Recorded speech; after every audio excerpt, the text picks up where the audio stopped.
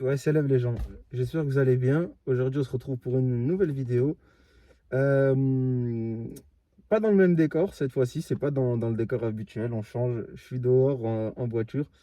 Du coup, je me suis dit que je vais m'arrêter 2 minutes et faire une vidéo qui, pour moi, me semble importante au sujet des grands-parents. Euh, Au niveau des grands-parents, moi, ce que je tiens à dire, c'est que pour moi, ça a été pour moi comme mes parents. Ça a été pour moi comme mes parents. Euh, j'ai pas grandi avec un père qui était exemplaire. Et donc pour moi, entre guillemets, mon exemple, mon modèle en tant qu'homme, c'était mes grands-parents. Mes grands-parents, mes deux grands-pères. Mes deux grands-pères, ils sont venus d'Algérie. Pour l'anecdote, je vais vous raconter. Ils sont venus d'Algérie, seuls, sans rien. Et ils ont réussi, alhamdoulilah, à bien éduquer mes parents, mes oncles, mes tantes, et ils ont réussi à avoir une belle vie. Voilà, une très belle vie, vraiment. Et mashallah, et vraiment, ouais, une très belle descendance, mashallah, que Dieu me donne, en tout cas, me donne, entre guillemets, la même force que eux. Parce que vraiment, c'est incroyable, Amin.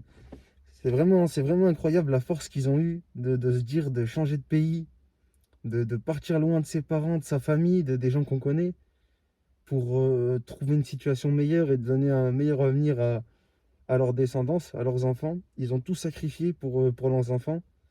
Moi, mes grands-parents, ils ont tout sacrifié, ils ont tout fait pour mes parents. Vraiment, ils ont tout fait pour mes parents. Moi, j'ai des anecdotes de mes parents, quoi, de mes grands-parents, en tout cas de mes grands-mères, parce que là, je parlais plutôt des grands-pères, mais on va parler aussi des grands-mères. Moi, mes grands-parents, Wallah, ils me manquent. Wallah, ils me manquent. Et le meilleur conseil que je peux vous donner, à tous ceux qui ont des grands-parents vivants, allez les voir.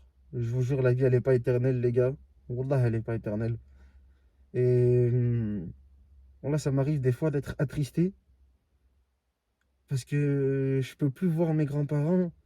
Je peux plus prendre Moi, je me rappelle, il y avait une de mes grand-mères, celle du côté de ma mère, où quand j'allais avec ma maman, j'allais, elle était assise sur le sidéré, le canapé.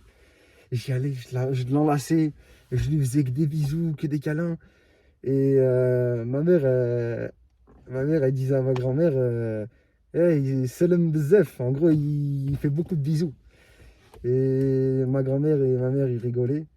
Et ma grand-mère, elle me disait jamais non pour lui faire des bisous, des câlins. Elle disait pas, ça y est, stop, ça suffit. Non, ma grand-mère, elle me laissait faire des bisous, des câlins. Et ça me manque. Wallah, ça me manque, les frères. Wallah, ça me manque. Et par exemple, pour l'anecdote de ma deuxième grand-mère, du coup, du côté de mon père, je me rappelle, elle parlait qu'arabe. Et moi, je parle pas très bien l'arabe. Je vous avoue que je le parle mal. Et je me rappelle en tout cas que quand j'étais avec mon papa, et que. En même temps, excusez-moi, le téléphone il bouge un peu. Et quand j'étais avec mon papa, je me rappelle, elle appelait mon papa, son téléphone, j'étais petit, hein. Et je me rappelle, je prenais le téléphone et elle me parlait en arabe. Et moi, je comprenais pour le coup, je comprenais très bien. Et elle me demandait ce que je voulais comme plat. Et je me rappelle que je lui demandais toujours la loubia. Et Wallah, jusqu'à maintenant, j'ai jamais retrouvé une loubia aussi bonne que celle que ma grand-mère. Wallah, je serais prêt à payer très très très cher pour ne serait-ce que manger une remanger ne serait-ce qu'une fois ce plat. Wallah, je serais prêt à payer, je ne sais, vraiment, je sais pas combien d'argent, tout l'argent que je pouvais, je pourrais le mettre, repasser ne serait-ce qu'une soirée, je me rappelle. J'allais chez ma grand-mère, elle me servait elle me servait du coup un verre de quoi, un bol de loubia. Elle me servait de la loubia. Elle me servait, c'était super bon. Moi, je me rappelle, il y avait mon grand-père. Lui, il prenait le pot, elle lui donnait le pot d'harissa.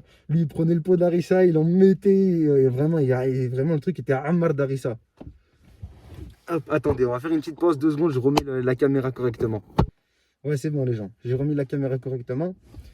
Et comme je disais, elle remplissait. Vraiment, mon grand-père, il mettait Ammar d'harissa dans son bol. Et moi, du coup, bah, j'en mettais pas. Mais je me rappelle que j'en mangeais. Et à chaque fois, tu sais, j'avais fini mon bol, j'en pouvais plus. Moi, j'étais calé, tu vois. Ma grand-mère, elle reprenait mon bol, elle me resservait de force. Je disais, non, mamie, ça y est, j'ai fini de manger, j'ai plus faim. Et là, comment? Après, elle me disait en arabe, mais comment t'as plus faim? Et elle me remettait un bol. Elle me fait, tiens, mange, mange encore une fois. Je me rappelle ma grand-mère. Wallah, elle me manque. Et ces anecdotes-là, tu sais, ça me manque. Et en parlant du coup du bol de mon grand-père, pourquoi je vous ai parlé de ce bol-là rempli d'harissa, c'est que je me rappelle un jour, la bêtise que j'ai fait,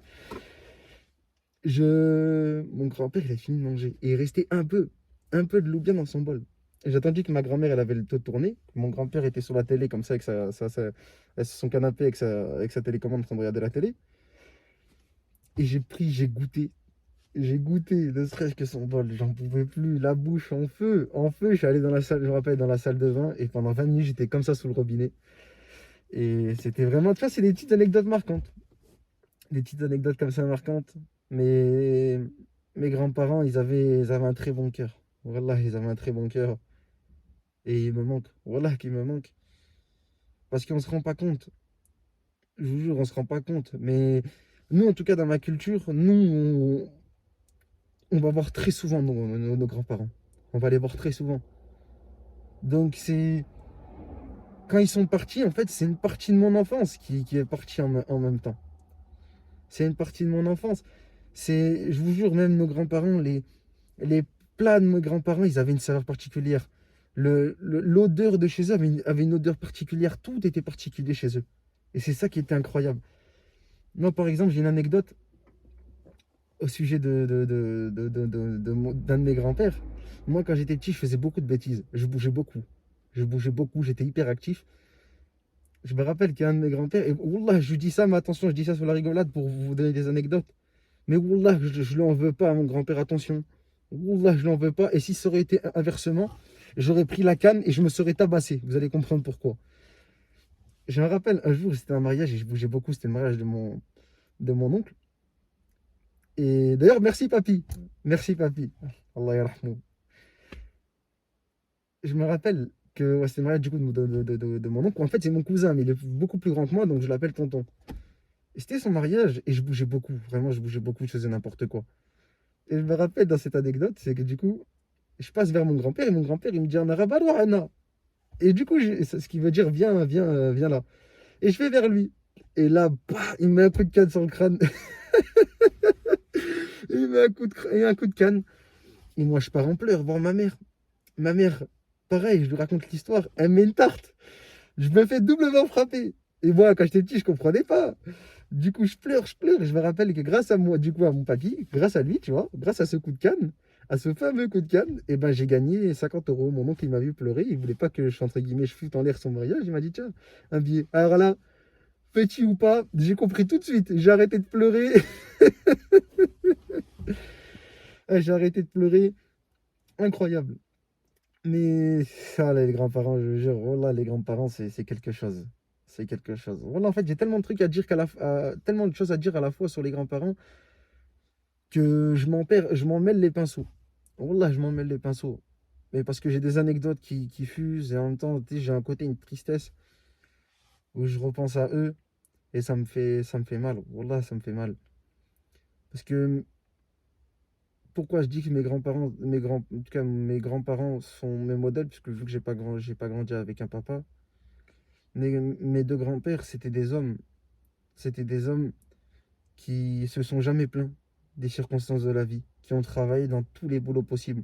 Tous les boulots vraiment presque, voire inhumains. Vraiment, voire inhumains, ils les ont fait. Et moi, c'est ce que je fais actuellement. Je fais de l'intérim aussi. Comme mes grands-parents faisaient à l'époque. Et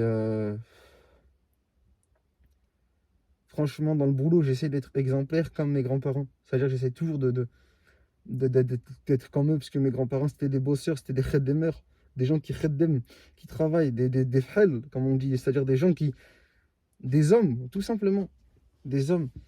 Et mes grands-mères, pareil, elles travaillaient pas, certes, mais je vous jure qu'un travail, que s'occuper d'un foyer de plus de 10 enfants, parce que j'ai plus du côté de mon père et du côté de ma mère, c'est plus de 10 oncles et 10 tantes, chacun, de chaque côté. Wallah, que c'est un travail. Faire à manger, nettoyer, tout, faire l'éducation, tout le bordel. C'est un énorme travail. Et franchement, c'est là où je me dis, je sais pas comment ils ont fait. Wallah, c'était des. C'était. C'est. Astaghfirullah, tu vois, mais c'était. Tu vois, c'était des super-héros, le truc. Tu vois ce que je veux dire? T'occuper de. Tu sais, ça n'existe pas les super-héros, mais tu vois ce que je veux dire? En mode. C'est genre, c'est incroyable. Je sais pas comment ils ont fait. Ils ont réussi à partir dans un pays qu'ils connaissent pas, à avoir 10 gosses, plus de 10 gosses, à bien les éduquer, à trouver l'argent pour les nourrir et tout le bordel. Même si la vie était moins chère à l'époque, mais les salaires étaient moins hauts aussi à l'époque. Vous voyez ce que je veux dire? C'est fort. Et c'est pour ça que moi, c'est mes modèles. Et du coup, c'est pour ça que dans le travail, j'essaie d'être comme eux, d'être un travailleur comme eux. Parce que je porte leur nom de famille, entre guillemets. Je porte le nom de famille du côté de du grand-père, du côté de mon père. Mais pour moi, c'est pareil pour le grand-père du côté de ma mère. Les deux, ils sont pareils. Et je porte un nom de famille. Et c'est pour ça qu'au travail, j'essaie toujours d'être exemplaire. Parce que je veux pas salir ce nom de famille. Je veux pas le salir. Parce que mes grands-parents, c'était des bosseurs. C'était pas des gens qui foutaient la merde au travail, qui faisaient n'importe quoi. Ou même dans la rue, tout ça. C'est pour ça que quand par exemple, si j'ai fait des bêtises, quand j'ai fait des bêtises, quand j'étais plus jeune, à chaque fois, j'essayais de me cacher. Parce que j'ai pas envie qu'on dise, ah, c'est lui, tu vois, c'est lui, un tel. Qui disent mon prénom avec mon nom de famille. Qui disent l'Ashraf, non, non, non. Tu vois ce que je veux dire? Je veux pas. Parce que, Wallah, c'est des hommes avec. Moi, tu vois, je prétends avoir des valeurs, des principes et un honneur. Mais comparé à mes parents, je suis vraiment, à mes grands-parents, je suis un petit. Mes valeurs à moi sont tout petites comparées à celles de mes grands-parents. C'était vraiment des hommes avec des vraies valeurs, des vrais principes et un honneur. Comme vos grands-parents, je le suppose aussi. Comme vos grands-parents. Mais c'est pour ça que du coup, j'essaye de faire attention à l'image que aussi que j'essaye de montrer sur YouTube ou sur les réseaux parce que je veux pas salir me salir moi je m'en fiche mais salir le nom de famille de mes grands-parents qui ont toujours de mes ancêtres qui ont toujours travaillé, toujours bossé, qui ont jamais foutu le bordel. Pour moi c'est impossible, c'est impensable et c'est pour ça que quand je fais des bêtises ou quand j'en ai fait, j'ai toujours essayé de me cacher pour pas entre guillemets salir ma famille et mon nom de famille. Pas salir l'honneur de mes grands-parents. Mais voilà, on a tous des anecdotes comme ça sur les grands-parents. Par exemple, aussi une autre anecdote que je voulais en parler. J'ai plein d'anecdotes comme ça qui me viennent en tête, qui me fusent. Mais pourquoi nos grands-parents, pourquoi quand ils donnent de l'argent, Zama, ils nous donnent en douce? C'est une question que je me pose. Pourquoi Zama, ils arrivent et ils donnent en douce? Ils donnent en douce, ils donnent un billet, ils te disent Scout Bark. En gros, tais-toi. Genre, ne dis pas.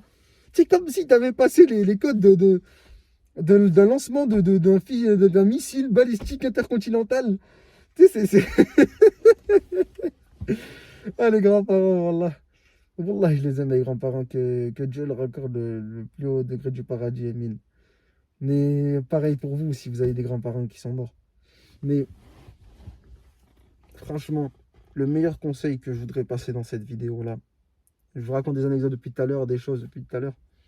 Mais la meilleure chose que je peux... En fait, quel message je veux faire passer à travers cette vidéo? Ben, le message, c'est allez voir vos grands-parents. Prenez soin d'eux. Prenez des nouvelles d'eux. Ça leur fera plaisir. Wallah, les gars. Prenez des nouvelles. Vraiment. Vraiment, prenez des nouvelles d'eux. Prenez soin d'eux. Vraiment, montrez-leur que, entre guillemets, vous réussissez dans la vie. Ça leur fera vraiment plus que plaisir. Wallah. Montrez-leur que vous n'êtes pas des bons à rien. Ne traînez pas dans la rue à faire n'importe quoi. Bossez. Montrez que vous bossez à vos grands-parents. Ça leur fera extrêmement plaisir. Wallah. Wallah, wallah.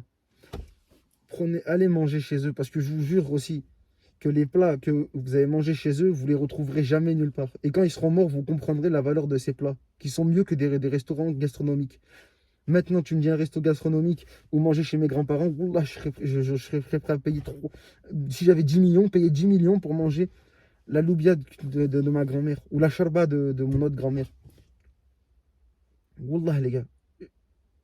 Et franchement, voilà, c'est ce que je veux faire passer. Les gars, la vie, elle est courte. On va pas se mentir, nos grands-parents, ils sont plus en fin de vie qu'au début de leur vie. Ils sont plus proches de la fin que de leur début. Prenez le temps de créer des souvenirs avec eux, de parler avec eux, de discuter avec eux, voilà, d'être avec eux pour pouvoir plus tard parler à vos enfants et dire que vos grands-parents, c'était des gens bien. C'était des bonnes personnes.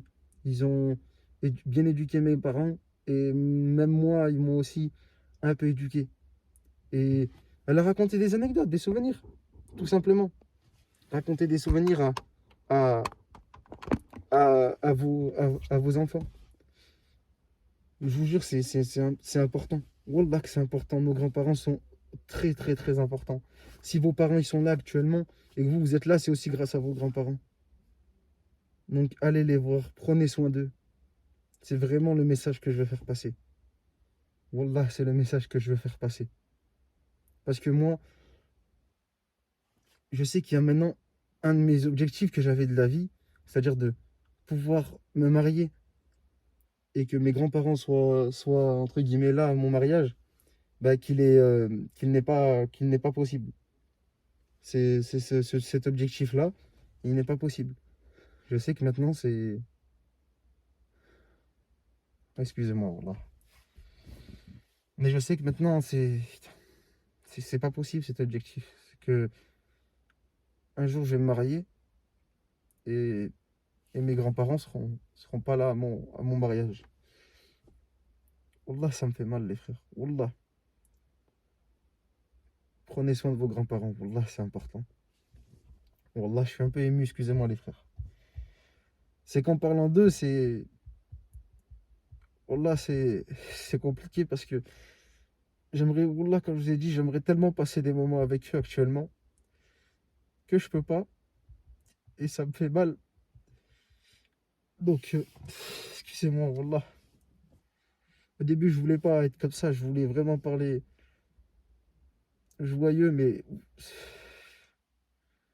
profitez de vos grands-parents, les frères. Wallah, profitez, prenez soin d'eux. Prenez soin d'eux, allez les voir. Faut pas les voir une fois qu'ils sont au cimetière. Allez les voir avant qu'ils soient au cimetière. Voilà, sur ce, je vais pas rester comme ça. Parce que là, je pense que je vais arrêter la vidéo. J'ai pas envie de te montrer montrer cette facette-là. Et j'ai pas envie que la vidéo elle soit triste. Je veux que la vidéo elle soit. Je veux que la vidéo elle soit bien. Donc allez voir vos grands-parents. Prenez soin d'eux. C'est vraiment le message de cette vidéo-là. Prenez soin d'eux. Allez les voir. Avant qu'il ne soit trop tard. Wallah. Avant qu'il ne soit trop tard. Sur ce, les frères, prenez soin de vous. On se retrouve dans une prochaine vidéo et on se dit à bientôt. Ciao, ciao.